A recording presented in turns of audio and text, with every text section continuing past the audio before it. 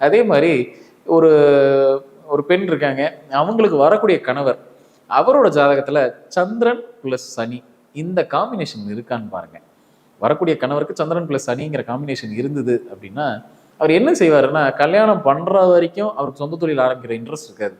கல்யாணம்னு ஒண்ணு ஆனதுக்கு அப்புறம் அவரை சொந்த தொழிலை நோக்கி தன்னை புஷ் பண்ணுவாரு. எப்படியாவது இந்த இருக்கிற வேலையை விட்டுட்டு நம்ம ஒரு சின்ன பெட்டி கடையாவது போட்டு பொழைச்சிக்கணும்பா அப்படிங்கிற ஒரு எண்ணத்துக்கு தன்னைத்தானே புஷ் பண்ணி வெளியில கொண்டு வந்துருவாரு.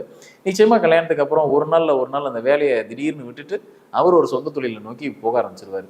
இது என்ன சொல்ல வருது அப்படின்னா, இந்த அமைப்பு இருக்கிறவங்க நீங்க கல்யாணத்துக்குன்னு பேச ஆரம்பிக்கும் போதே நீங்க என்ன புரிஞ்சுக்கணும் அப்படின்னா, ஒரு பெண்ணுக்கு அந்த பையனை பார்க்குறாங்க அப்படின்னா, முடிவு பண்றாங்க அப்படின்னா என்ன புரிஞ்சுக்கணும்னா, இப்படியே இவங்க லைஃப் இருக்காது.